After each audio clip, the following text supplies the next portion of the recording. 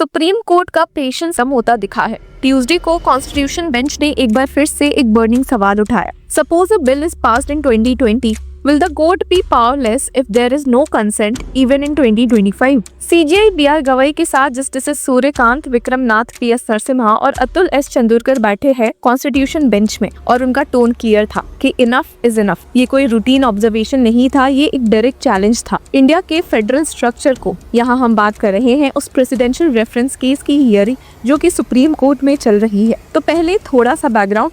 अप्रैल 2024 में supreme court की bench of justice JB Pardiwala and R Mahadevan ने एक लैंडमार्क रूलिंग दी थी in state of Tamil Nadu versus the governor of Tamil Nadu. उसमें कोर्ट ने क्लियर कहा था कि although article 200 does not specify any time limit, it cannot be interpreted to allow indefinite delay by the governor in acting on bills passed by the state legislature। और president के powers के लिए भी बोल दिया गया था कि her decision making is not beyond judicial scrutiny and must occur within 3 months। If there is any delay beyond that period, reasons must be recorded and communicated to the concerned state। अब इसी judgement के बाद president doctor Draupadi Murmu ने article 143 के under एक reference भेजा supreme court को 14 questions के साथ। और सबसे बड़ा क्वेश्चन ये कि whether Supreme Court can create procedural mechanisms in area where the Constitution is silent। और इसी मामले में आर्ग्यूमेंट्स चले हैं। तो सबसे पहले आए सीनियर एडवोकेट नीरज किशन कौल, जो मध्य प्रदेश के बिहाफ में बोल रहे थे और इस प्रेसिडेंशियल रेफरेंस के फेवर में थे।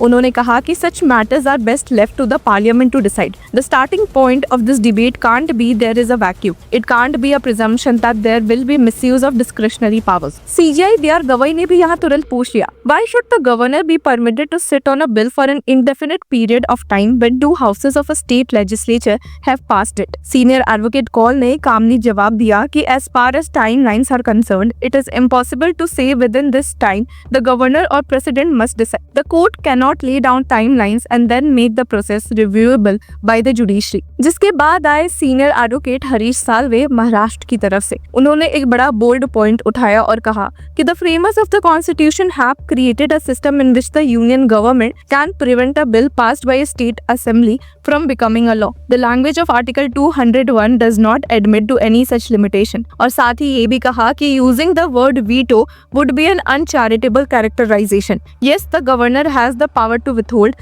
but veto is a word we use for personal interest and the governor does not have to। अब CJI BR गवई ने यहाँ पे तुरंत सवाल किया कि can the union government use such a power even when the bills fall under list 2 state list? तो senior advocate Salve ने जवाब दिया कि यस। अब जस्टिस नरसिम्हा ने यहाँ पर एक और पॉइंटेड सवाल किया कि if a governor at the threshold can withhold a bill, he can then even withhold a money bill. तो सीनियर एडवोकेट साल्वे ने कामली कहा कि yes, the governor can do so. ये जवाब सुनते ही कोर्ट का इरिटेशन और ज्यादा क्लियर हो गया। पर सॉलिसिटर जनरल तुषार मेहता ने थोड़ा नुआंस ऐड किया और कहा कि the question does not arise as a money bill is introduced with the recommendation of the governor under article 207। लेकिन सीनियर एडवोकेट साल्वे ने अपना स्टैंड मेंटेन रखा कि it is not a feature of Indian federalism that an assent must follow after a few rounds of confabulation। We have a limited federalism with the hope that all these functionaries will act with wisdom। जिसके साथ ही उन्होंने एक sharp बात बोली, The governor is the channel of communication between the union and states। The court can delineate the powers, but the exercise of that power by a high constitutional authority cannot be subjected to judicial review। और बाकी senior councils ने भी इसी line पर बोला। Senior advocate Maninder Singh Rajasthan की तरफ से आर्ग्यू कर रहे थे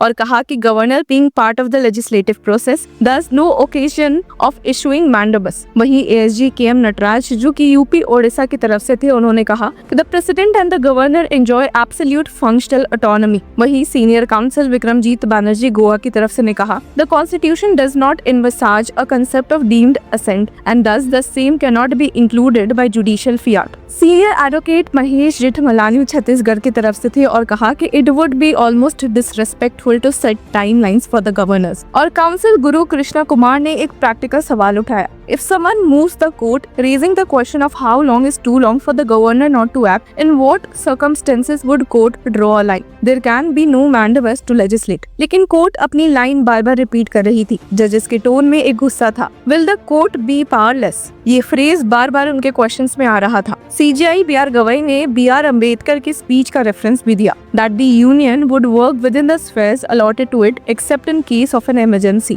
बेंच क्लियरली कहना चाह रही थी कि अगर गवर्नर्स इनडेफिनेट डिले करते हैं तो ये अम्बेडकर के विजन के खिलाफ होगा। अब पिछली हियरिंग्स में भी इसी गुस्से का ट्रेलर था। अगस्त 20 को भी कोर्ट ने ऑब्जर्व किया था कि if a governor is allowed to permanently withhold assent to the bills passed by state legislature, it would leave the elected state government at the whims and fancies of an unelected governor। अगस्त 21 को भी एक remark आया था, Should the court act helpless when a governor sits over a bill passed by a legislature for years? और अब आज की hearing में जब सब सीनियर काउंसिल्स इंसिस्ट कर रहे थे कि कोर्ट को इंटरफेरेंस नहीं करना चाहिए, बेंच का टोन और ब्लंट हो गया। यहाँ पर एक बड़ा कॉन्स्टिट्यूशनल क्लैश भी है। स्टेट्स के काउंसिल्स कह रहे हैं the court cannot rewrite the constitution, silence is deliberate not accidental. लेकिन बेंच कह रही है कि democracy cannot be left at the mercy of indefinite gubernatorial silence. अब देखना ये भी है कि सुप्रीम कोर्ट अपनी अप्रैल रूलिंग को अपहोल्ड करती है या सॉफ्ट है। लेकिन एक चीज क्लियर है, बेंच का मूड काफी असर्टिव है। उन्होंने एक मैसेज दे दिया है कि अगर गवर्नर और प्रेसिडेंट इनडेफिनेटली बिल्स होल्ड करते हैं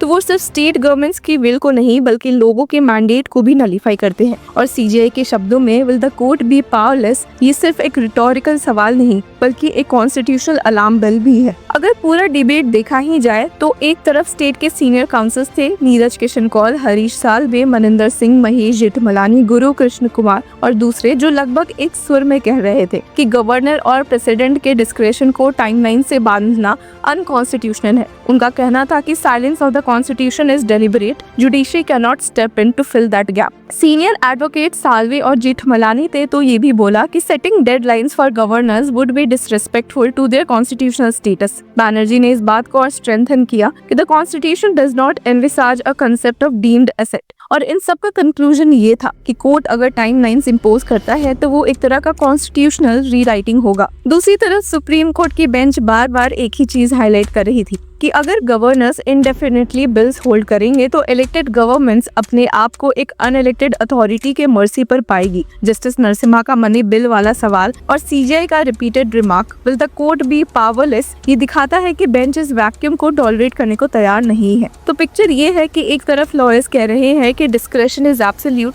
judicial review has a limit, और दूसरी तरफ कोर्ट कह रही है कि indefinite silence will hollow out the democracy. आखिरी एनालिसिस में ये केस सिर्फ एक लीगल टेक्निकलिटी नहीं है, ये एक स्ट्रेस टेस्ट है इंडियन फेडरलिज्म का। क्या इलेक्टेड स्टेट असेंबलीज के विल गवर्नर्स के डिस्क्रेशन से सबऑर्डिनेटेड होगी या सुप्रीम कोर्ट एक स्ट्रॉन्ग प्रेसिडेंट सेट करेगी कि कॉन्स्टिट्यूशनल साइलेंस को डेमोक्रेसी के खिलाफ यूज नहीं किया जा सकता? तो व्यूअर्स, आपकी क्या राय है हमें कमेंट सेक्शन में जरूर बताएं और तब तक के लिए कीप फॉलोइंग लॉ चक्रा।